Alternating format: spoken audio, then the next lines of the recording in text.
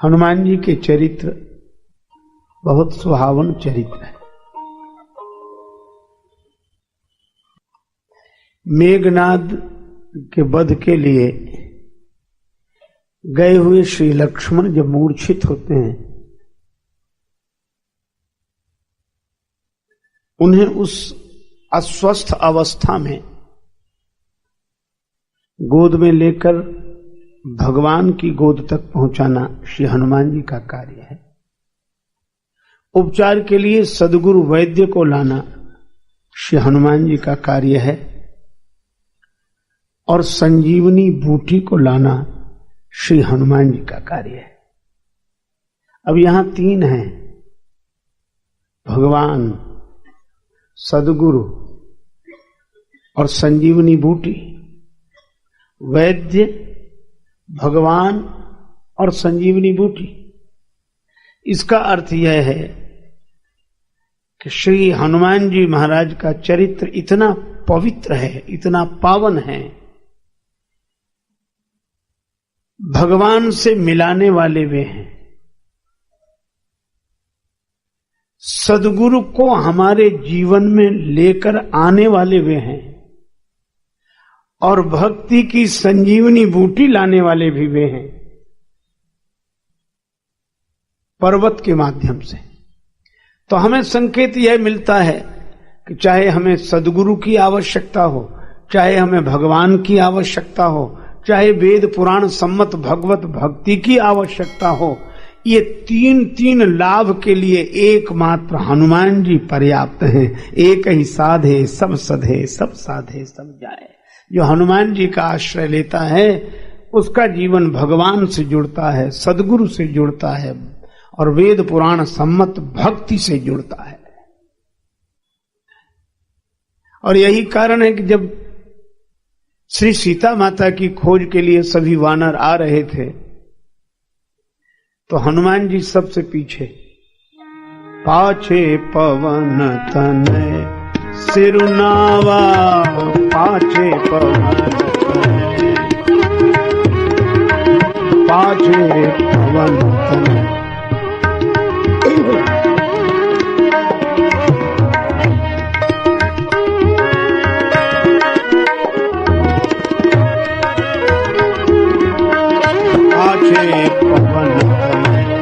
सिरुना जान काज प्रभु निकट बुलावा, पाछे पवन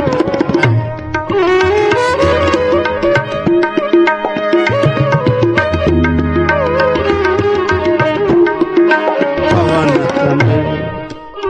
हनुमान जी पीछे और सभी वानर आगे आगे, और वानर राम जी के दर्शन के लिए आगे बढ़ रहे हैं, हनुमान जी सबसे पीछे।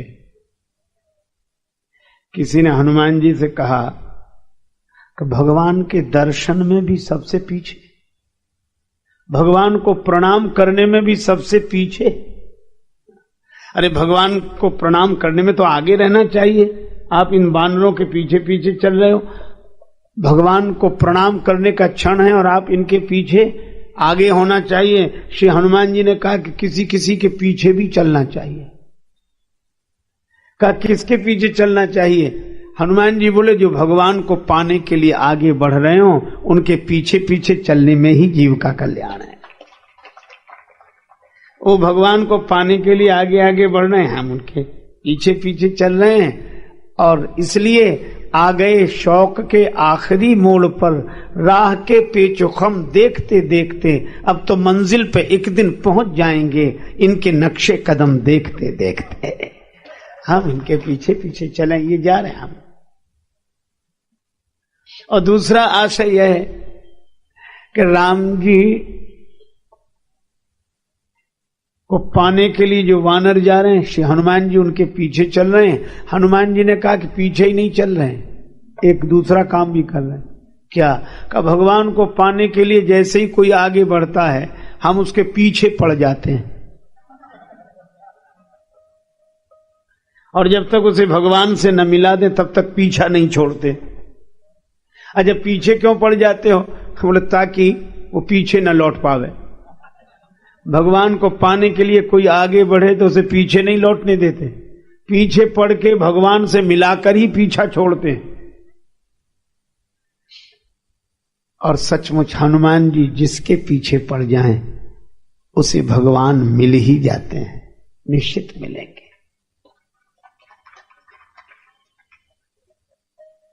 तो इनके पीछे क्यों का बंदर है, इनका क्या ठिकाना, कब आगे बढ़े कब पीछे लौट आवे। और अगर देखा जाए तो हम सबको एक एक बंदर मिला है, दिखता नहीं है क्योंकि अंदर है, मन ही तो वह बंदर है, इसका कोई ठिकाना नहीं, कब उधर चले कब इधर।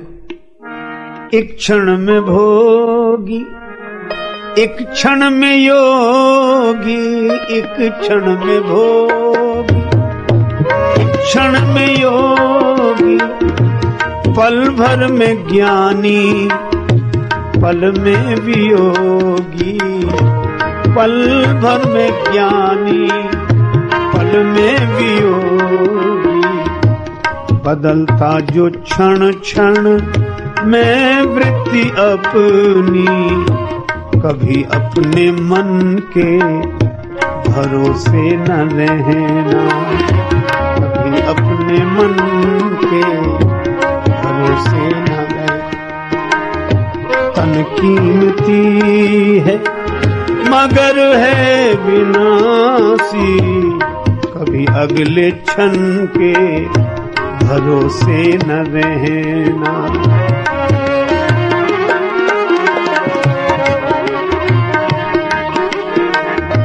निकल जाएगी छोड़ काया को पल में, सदा श्वास धन के भरोसे न रहना, सदा श्वास।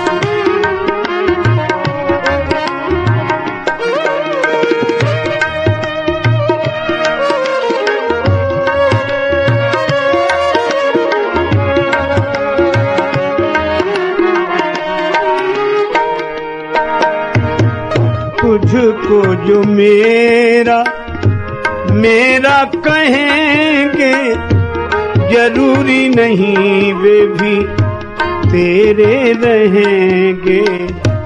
मतलब से मिलते हैं दुनिया के साथी, सदा इस मिलन के भरोसे न रहना, सदा इस मिलन।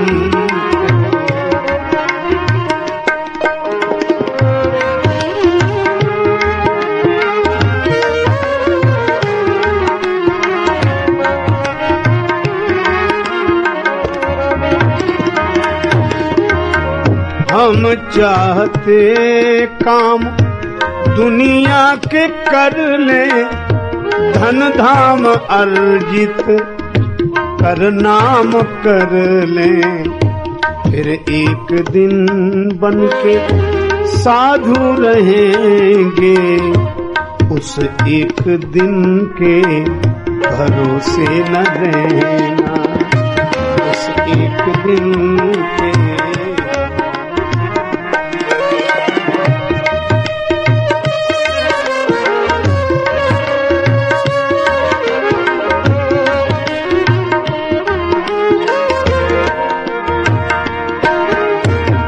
राजेश अर्जित गुरु ज्ञान कर लो, या प्रेम से राम गुणगान कर लो, अथवा श्री राम नाम रटो नित नियम से, किसी अन्य गुण के भरोसे न रहना।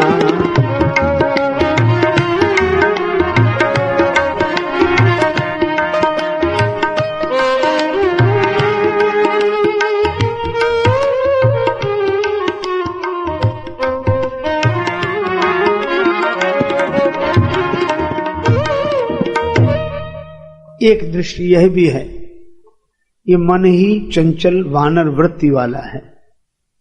हनुमान जी इसके पीछे पड़े, और कितना सुंदर संकेत है कि सत्संग जिसके पीछे पड़ा हो वह मन पीछे नहीं लौटता, वह तो भगवान की प्राप्ति करके ही धन्य होता है।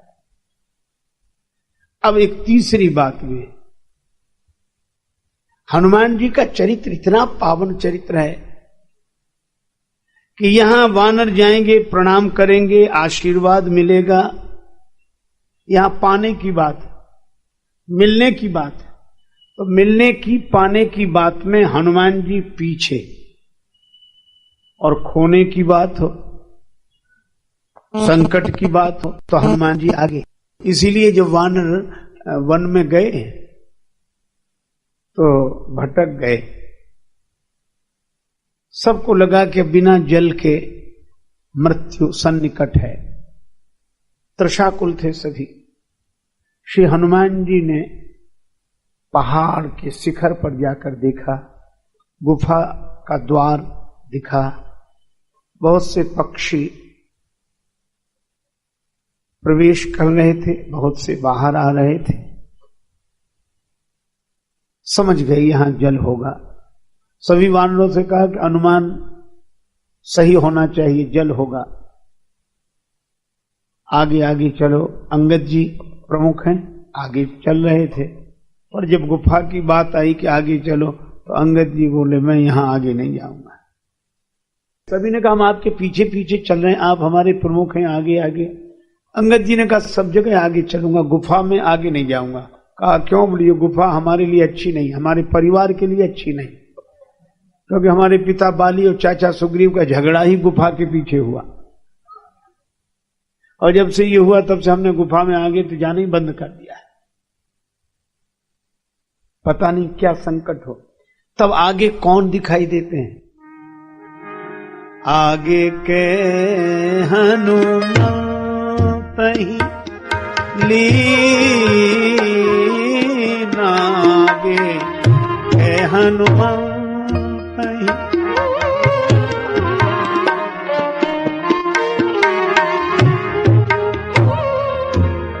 बैठे विवर विलंब न कीना, आगे के हनुमान कहीं, आगे के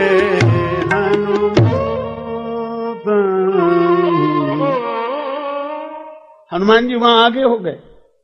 संकट की संभावना हो तो हनुमान जी आगे, खोने की बात हो तो हनुमान जी आगे, पाने की बात हो तो हनुमान जी पीछे। हम लोग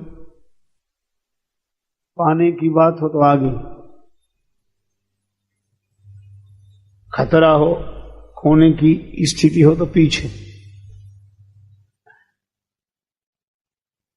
मिले तो उसमें हम सबसे आगे हों, और कुछ बिगड़ रहा हो तो दूसरे का बिगड़े, बने तो हमारा बने। पर हनुमान जी महाराज ऐसे हैं। अच्छा देखो, मैंने आपसे निवेदन किया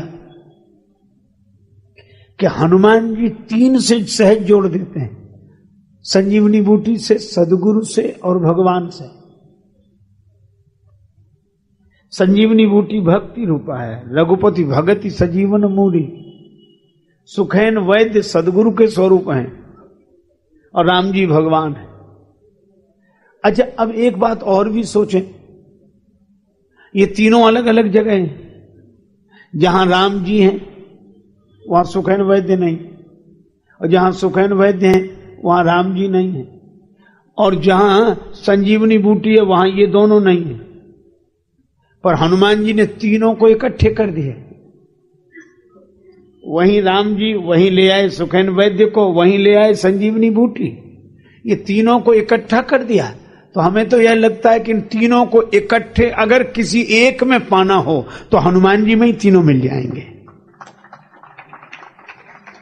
कैसे? सदगुरु को पाना हो तो हनुमान जी, जय जय जय हनुमान गुसाई, कृपा करहु गुरुदेव की नाई। श्री हनुमान जी गुरुदेव हैं, श्री तुलसीदास जी कहते हैं कि हमने तो गुरु रूप में देखा हनुमान जी को, इसीलिए श्री हनुमान चालीसा का आरंभ भी गुरु वंदना से, श्री गुरु चरण सरोज रज, और समापन भी कृपा करहु गुरुदेव की नाई। हनुमान जी गुरुदेव हैं। अच्छा, श्री तुलसीदास जी महाराज से किसी ने पूछा गुरुदेव हैं? हाँ, गुरुदेव का काम भगवान को दिखा देना, भगवान से मिला देना और भगवान से पहचान करा देना। अच्छा, कभी कभी ऐसा होता है कि भगवान सामने भी हों, मुश्किलें होती हैं आसान, बड़ी मुश्किल से मुश्किलें होती हैं आसान, बड़ी मुश्किल से आदमी बनता है इंसान, बड़ी मुश्किल से मुश्किलें होती हैं।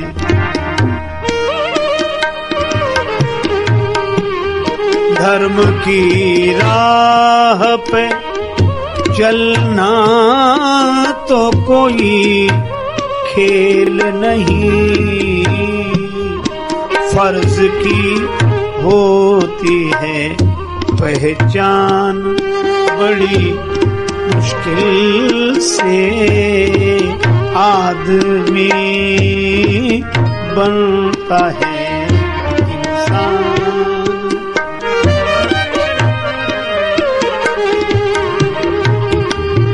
मैं की मस्ती से भी बढ़ के है खुदी की मस्ती।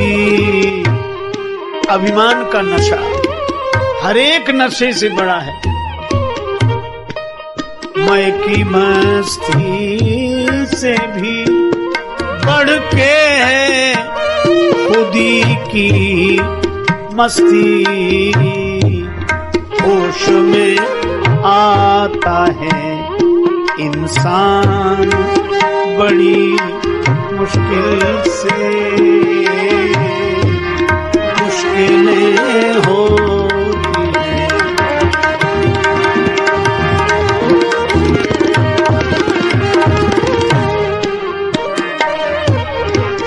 ढूंढने वाले को मिल जाते प्रभु हैं, लेकिन आँख कर सकती है पहचान, बड़ी मुश्किल से आँख कर सकती है। राम हरि गुण गाये जिंदगी बेकार न कर, चोला मिलता है ये नादान, बड़ी मुश्किल से आदमी हो। आंख कर सकती है पहचान, बड़ी मुश्किल से। श्री तुलसीदास जी को तो भगवान मिल गए, सामने खड़े हैं। श्री तुलसीदास जी चंदन उतार रहे हैं, नेत्र प्रेम आंसुओं से भरे हैं। मंदाकिनी गंगा जी के किनारे चित्रकूट में मौनी अमावस्या के दिन बैठे हैं, चंदन उतार रहे हैं। भगवान प्रकट हो गए, बाबा थोड़ा चंदन हमें दे दो। श्री तुलसीदास जी ने सिर झुकाए झुकाए उत्तर दिया, भैया हम वैसे ही बहुत परेशान हैं, किसी और से मांग लो। घाट पर बहुत से पंडे हैं, हमें हमारे हाल पर अकेला छोड़ दो, राम जी मन ही मन हंसे कि जिसके लिए परेशान है वही तो सामने है। भगवान ने कहा कि बाबा चंदन दो, चाहे मत दो, पर एक बात बताओ, क्यों रो रहे हो? कौन खो गया है तुम्हारा?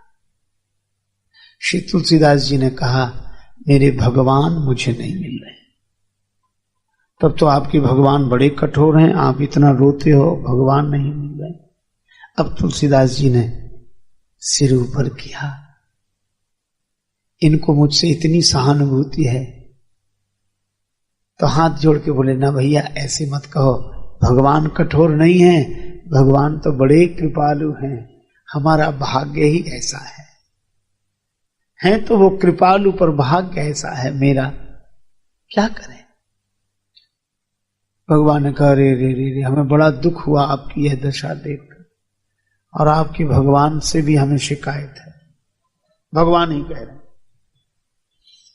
अब बोलो, भक्त हैं तुलसीदास जी, राम जी हैं भगवान, भक्त भगवान दोनों मिल गए, पर मिलकर भी नहीं मिले, और भगवान के साथ यही सबसे बड़ी कठिनाई है। एक संत कहते थे कि जगत के पदार्थों की प्राप्ति अप्राप्त की प्राप्ति है। जगत के पदार्थों की प्राप्ति, हम उसी की तो कामना करते हैं जो प्राप्त ना हुआ हो, अप्राप्त की प्राप्ति है, पर परमात्मा की प्राप्ति तो प्राप्त की प्राप्ति है, वो तो मिले हुए हैं। खोया होए तो फिर मिले, और रूठा ले ही मनाए, और मिला रहे फिर ना मिले, तासों कौन बसाए। भगवान मिले हैं, दिख रहे हैं फिर भी नहीं दिख रहे, नियरे होए सूझत नहीं, लानत ऐसी जिंद, तुलसी या संसार को भयो मोतिया बिंद। आंख ठीक नहीं है, पर आंख का मोतिया बिंद, ज्ञान वैराग्य के नेत्रों में राग द्वेष का मोतिया बिंद आ गया है। अंजन चाहिए, और अंजन भी कौन सा? गुरुपद रज मृदु मंजुल अंजन। जिन आंखों से राग द्वेष के कारण हम परमात्मा को नहीं देख पाते, मन की उन्हीं ज्ञान वैराग्य की आंखों में जब राग द्वेष का मोतिया बिंद मिटाने के लिए गुरुदेव के चरण धूलि का अंजन लगाते हैं, तब हम भगवान को देख पाते हैं। यह गुरुदेव की महिमा है। तो भक्त हैं तुलसीदास जी, राम जी हैं भगवान, लेकिन आवश्यकता है गुरुदेव की। तो गुरुदेव बनकर बोले कौन? हनुमान जी। आवाज सुनाई पड़ी, श्री रघुवीर खड़े हैं सन्मुख, तुलसी तू क्यों रोता, सफल करो दृग हनुमान जी, बोले बनकर तोता, शोभा रामचंद्र की देखो नित्य नवल सी, गुण गायक सीताराम जी के।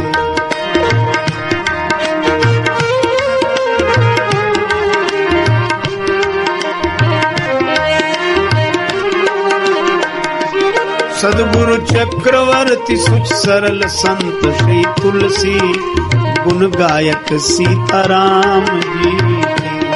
सद्गुरु चक्रवर्ती सुच सरल संत श्री तुलसी, गुण गायक सीताराम जी के।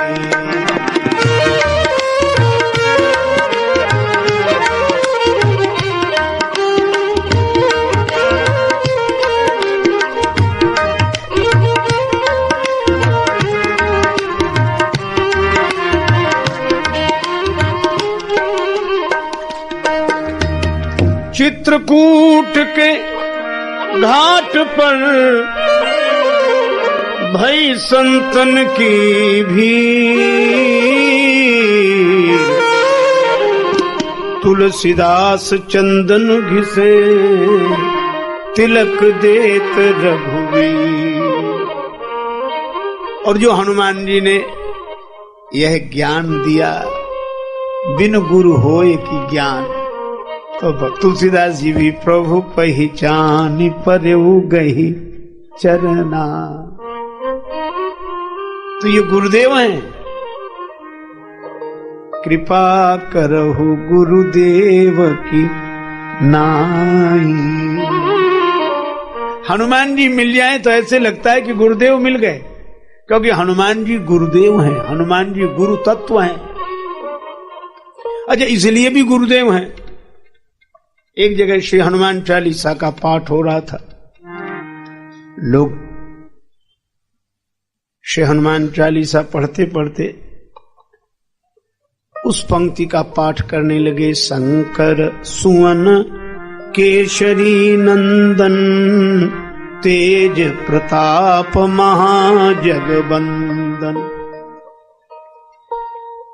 एक सिद्ध पुरुष बैठे थे, वे अपनी भाव दशा में आनंदित होते हुए श्री हनुमान चालीसा का पाठ सुन रहे थे, और जैसे ये पंक्ति आई, शंकर सुवन केशरी नंदन, कहने लगे बंद करो बंद करो बंद करो, अशुद्ध पाठ मत करो। अरे महाराज, इसमें पुस्तक में श्री हनुमान चालीसा की प्रति में यही लिखा है। महात्मा बोले लिखा है तो भी मत पढ़ो। अरे कल लिखा है, कहा तुम लेखे की बात करते हो, हम देखने की बात करते, हमने जो देखा है।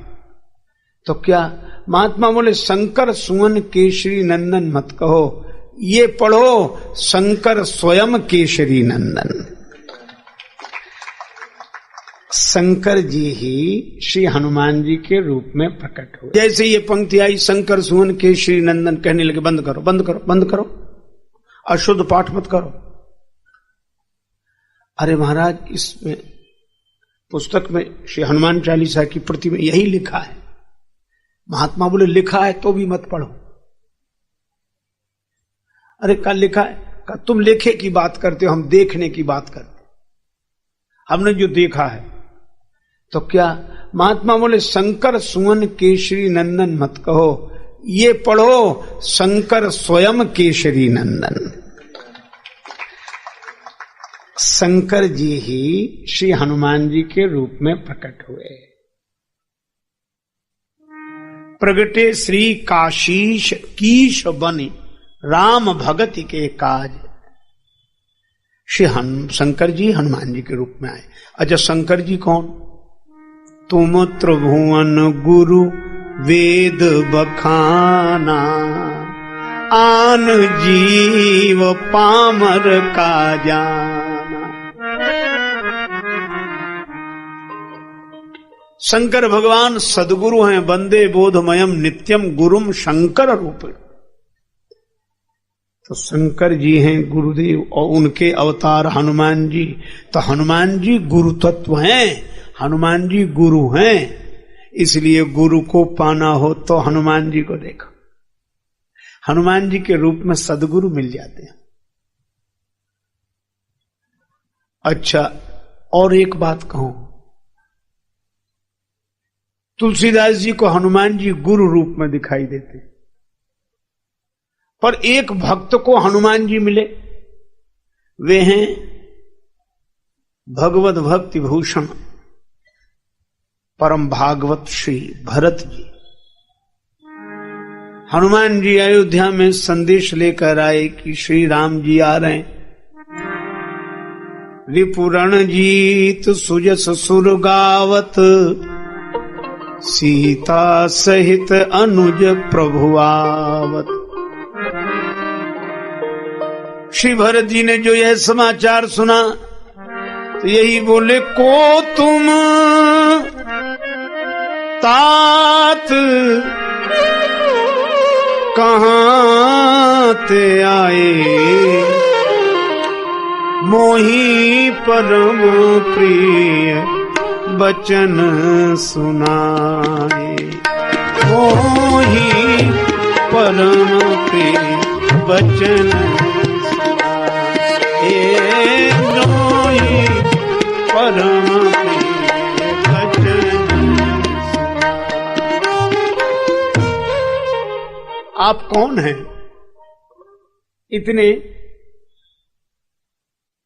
परम प्रिय वचन सुनाने वाले कौन हैं? हनुमान जी विप्र रूप में आए थे, प्रकट हो गए अपने वानर रूप में, और यही कहा,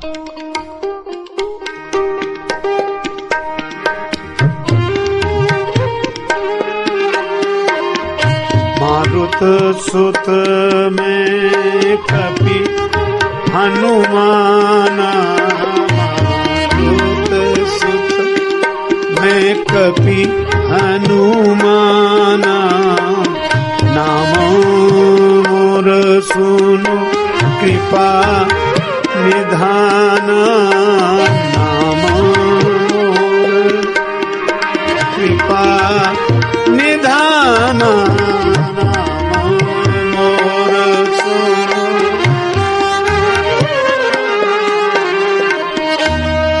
श्री हनुमान जी ने कहा कि मैं पवन का पुत्र हनुमान। श्री भरत जी आपसे पहले भी मिला हूं, आपका दर्शन हुआ है पहले भी। हाँ, अरे हनुमान जी। श्री भरत जी ने भुजाएं बढ़ाई, हनुमान जी को हृदय से लगा लिया, अत्यंत आनंदित हुए। और मिलकर जब अलग हुए तो श्री भरत जी ने श्री हनुमान जी से कहा, क्या आप सचमुच हनुमान हो? हनुमान जी ने कहा, सचमुच के हनुमान कैसे होते हैं, हम तो हैं वही हनुमान ही हैं। भरत जी अत्यंत भाव भरी दशा में कहते हैं कि यह तो मैं भी समझ रहा हूं कि आप हनुमान हो, हमारे नेत्र कहते हैं कि आप हनुमान हो, बुद्धि कहती है कि आप हनुमान हो, बुद्धि कहती है कि आप हनुमान हो, नेत्र कहते हैं कि आप हनुमान हो, लेकिन जब आपको हृदय से लगाता हूं तो हृदय कुछ और बोलने लगता है। का हृदय क्या बोलता है?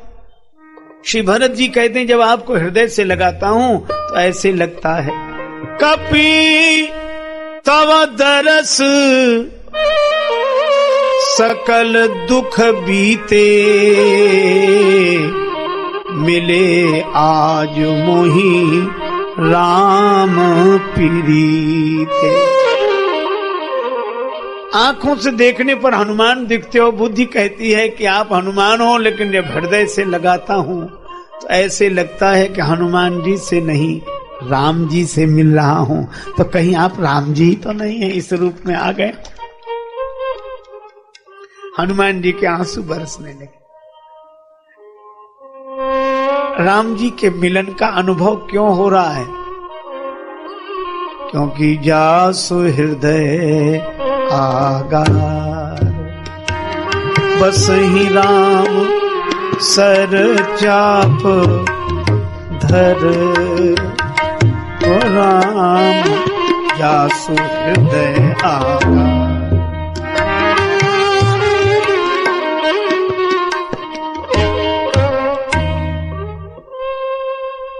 हनुमान जी भगवान से भरे हैं, इसलिए उनका मिलन उनका है ही नहीं, वो है ही नहीं।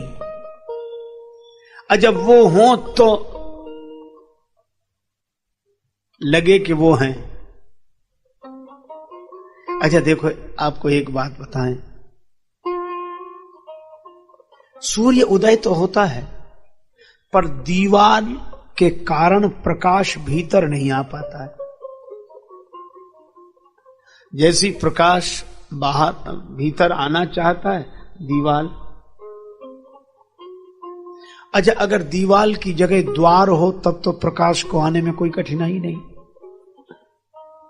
द्वार से तो प्रकाश पहुंच जाता है, दीवार से नहीं पहुंचता। और दीवार और द्वार में अधिक अंतर नहीं है।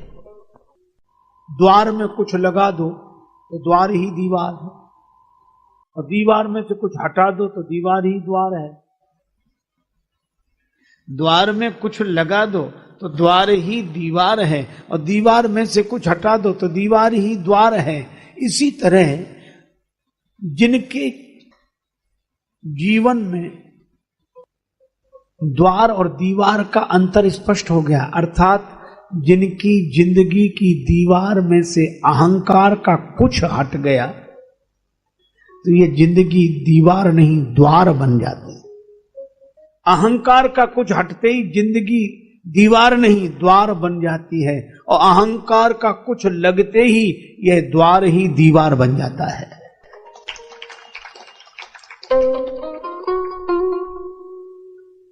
हनुमान जी में अहंकार का कुछ नहीं है, इसलिए उनका जीवन द्वार है, और जिनका जीवन द्वार बन जाता है तो द्वार जैसे ही खाली जगह देता है तो उस जगह सूर्य भगवान प्रकट हो जाते हैं प्रकाश के रूप में। इसी तरह अहंकार का कुछ हटते ही परमात्मा प्रकट हो जाते हैं उसके जीवन में। तो हनुमान जी का मिलना तो भगवान का मिलना है। भरत जी को भी लगता है यही, और श्री विभीषण जी को भी लगा कि तुम राम दीन अनुरागी,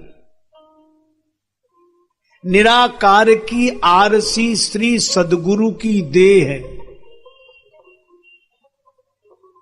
सदगुरु का जो स्वरूप है वो दर्पण है, और दर्पण में उसका कोई अपना चेहरा नहीं होता, इसलिए सबके चेहरे उसमें दिखते हैं। निराकार की आरसी श्री सदगुरु की देह है, और लखा जो चाहे अलख को सो इनमें लख ले। अलख भी जिनमें लखा जाता है वह हनुमान जी में ऐसी उनकी चरित्र की पवित्रता ऊंचाई है कि वो है ही नहीं। मैं न बंदा था न खुदा था, श्री स्वामी रामतीर्थ जी महाराज कहते हैं, मैं न बंदा था न खुदा था, मुझे मालूम न था, दोनों इल्लत से जुदा था, मुझे मालूम न था, और वजह मालूम हुई तुझसे न मिलने की ऐ सनम, मैं ही खुद पर्दा बना था, मुझे मालूम न था।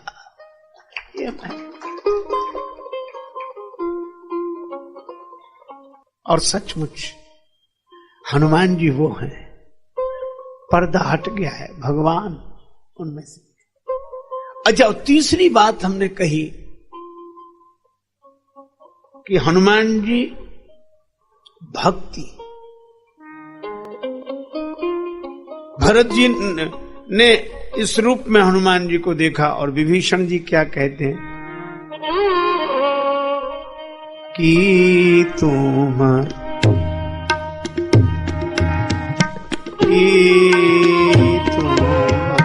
हरि दासन मह को की तुम हरि दासन मह को की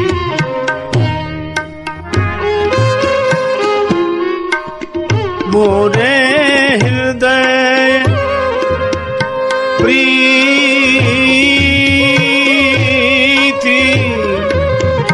अति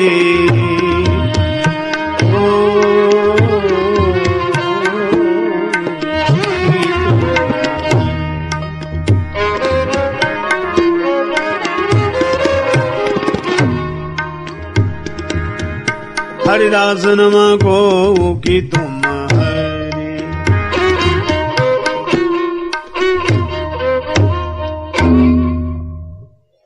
श्री हनुमान जी को देखकर विभीषण जी के मन में प्रेम उमड़ रहा, ये भक्ति। तो ये प्रेम क्यों उमड़ रहा है? क्योंकि हनुमान जी के पास भक्ति प्रमाण राम रसायन तुम्हारे पासा।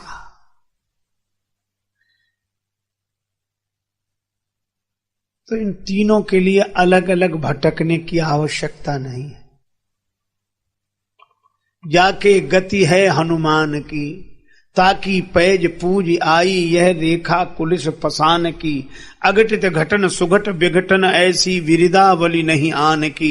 सुमिरत संकट सोच विमोचन मूर्ति मोद निधान की। सानुकूलता पर गिरिजा हर लखन राम अरु जान की। तुलसी कपिक कृपा विलोकनि खानी सकल कल्याण की। हनुमान जी की कृपा से सब संभव है,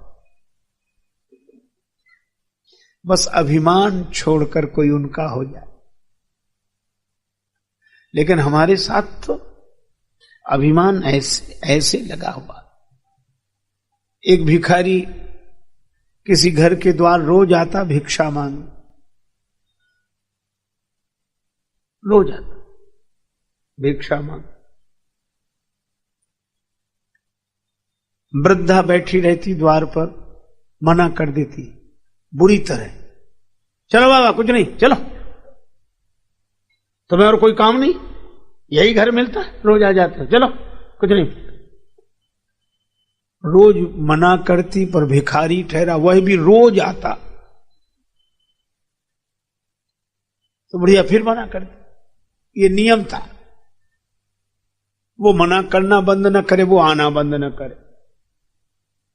एक दिन वो वृद्धा कहीं गई थी मोहल्ले में किसी के यहां, पीछे से वो भिखारी आया तो बहू थी घर में, कुछ मिल जाए भिक्षा। तो बहू ने कहा कि बाबा जाओ, कुछ नहीं है, जाओ। भिखारी चला गया। रास्ते में वो सास मिल गई, वो वृद्धा। कहां गए थे बाबा? तुम्हारे यहां गए थे, कुछ मिला ना? क्यों? बहू ने मना कर दिया। बहू ने मना किया? बहू कौन होती है मना करने वाली? चलो लौट कर। भिखारी ने सोचा इन दोनों के झगड़े में हमें फायदा, वो भी आ गया। सास ने कहा तूने मना किया? बहू बोली जी माता जी। क्यों किया? आप करती थी ना रोज में, तो जो मैं करूंगी सो तू करेगी? मेरी बराबरी कर रही है, कल से आई है, तेरा हुक्म चलेगा? मैं जो कहती हूं वह होता है, तूने कैसे कहा? बहुत डांटा। बहू बोली गलती गलती, अच्छा गलती है ये, मेरी बराबरी कर रही है, अपराध है, बहुत बड़ा अपराध। माता जी हाँ, बहुत डांटा। भिखारी ने सोचा कि अब ठीक है, लेकिन बहू को डांटती हुई सास बोली मना करती तो मैं करती, तू कौन है मना करने वाला? और इतना कहकर भिखारी से बोली बाबा अब मैं मना करूं, कुछ नहीं है, जाओ। तो हमारे अभिमान की हालत तो ऐसी है कि मना भी करें तो हम करें। अहम कितने सूक्ष्म आकार लेकर बना रहता है। एक बार 1000 रुपए की इनाम रखी, चंचल घोड़ा, इस पर कोई बैठकर सवारी करके बता दे।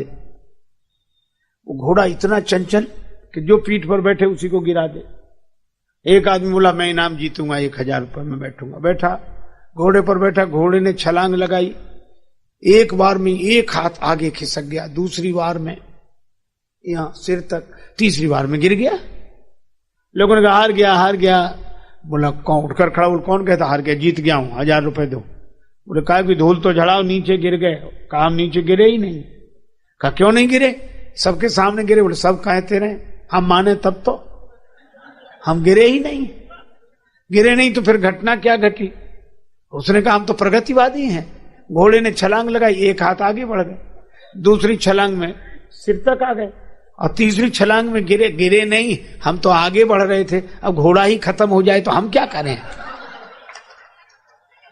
कुछ लोग ऐसे भी गिरने को भी गिरना नहीं मानते, दुर्गति को भी प्रगति। हम तो आगे बढ़ रहे थे। एक आदमी रास्ते से जा रहा था, दूसरा आदमी छत पे टहल रहा था, पान खाए हुए था, बिना सोचे समझे पान की पीक नीचे चला दी।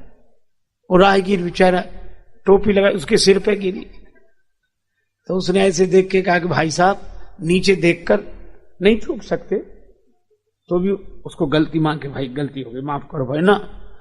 कहा कि भाई साहब नीचे देखकर नहीं थूक सकते। क्या बोला? तुम ऊपर देखकर क्यों नहीं चलते? उसने कहा गनीमत है कि ऊपर देखकर नहीं चल रहे थे, नहीं सिर का स्थान मुंह ही होता। अभिमानियों की ऐसी ऐसी हालत है महाराज।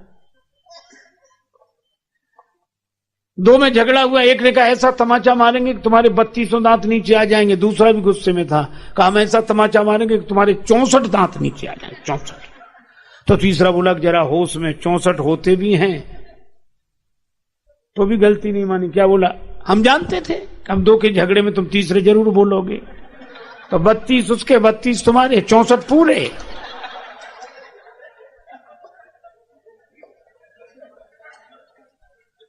इसलिए भाई हमारी तो यह दशा है। पर हनुमान जी पीछे रहे तो भी कुछ नहीं, आगे रहे तो भी कुछ नहीं। पीछे रहे तो गिलानी नहीं, आगे रहे तो अभिमान नहीं। लंका में वंदन हुआ, लंकनी ने वंदन किया, तात मोरी अति पुण्य बहुता, देखियो नयन राम कर दो, वंदन हुआ तो भी कोई फर्क नहीं पड़ा। और दूसरे दिन बंधन में बंध गए तो भी कोई फर्क नहीं। मोह न कछु बांधे कई लाजा, कीन चाहो निज प्रभु कर काजा। न ग्लानि है न गुमान है, ऐसे जिसमें न ग्लानि हो न गुमान हो, ऐसे श्री हनुमान है। अब हनुमान जी को इन तीनों रूपों में देखना चाहिए। अब गुरु रूप में अगर देखें तो वानरों के साथ हनुमान जी जा रहे हैं, और वानर सीता जी को खोजने जा रहे हैं, जंगल में भटक गए। भगवान शंकराचार्य कहते हैं कि महान गंभीर गहन वन जंगल क्या है? वे कहते हैं शब्द जालम महारण्यम चित्त भ्रमण कारणम। ये शब्द जाल बहुत बड़ा जंगल है, चित्त को भ्रमित करने का कारण है शब्द।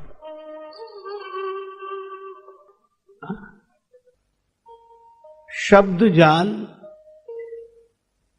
का जंगल। अच्छा, जरा इस पर विचार करें। भगवान शंकराचार्य कहते हैं कि शब्द जाल का जंगल है, लेकिन क्या यह भी शब्द नहीं है?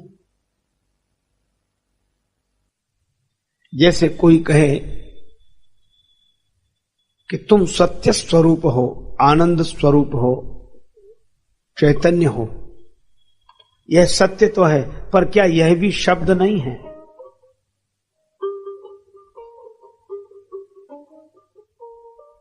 तो क्या तो शब्द भटकाता है या शब्द सत्य तक पहुंचाता है?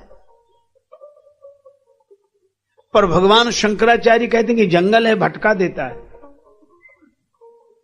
चलो, इसको आप ऐसे विचार करो कि शब्द बहुत जरूरी है, लेकिन असावधानी हुई तो जो शब्द सत्य तक पहुंचाता है, असावधानी होने पर वही पूरी तरह भटका देता है। कैसे? ऐसे समझो कि जैसे हम लोग दुनिया भर देखना चाहें तो देखते ही हैं, भगवान ने आंखें दी हैं, अकल दी है, देख लेते हैं। लेकिन अगर अपना चेहरा देखना हो तो दर्पण की जरूरत है कि नहीं? तो दर्पण के बिना चेहरे का ज्ञान होगा? नहीं होगा। तो दर्पण चेहरे तक पहुंचाता है कि भटकाता है? चेहरे तक पहुंचाता है। लेकिन दर्पण भटका भी सकता है। कब भटका देता है? जब हम चेहरा देखते हैं दर्पण में तो कहां दिखता है? वहां दर्पण में दिखता है। अच्छा, आप विचार करो, क्या दर्पण में चेहरा है? विडंबना यही है कि जहां दिखता है वहां होता नहीं है, और जहां होता है वहां दिखता नहीं है। जहां होता है वहां दिखता नहीं, और जहां दिखता है वहां होता नहीं।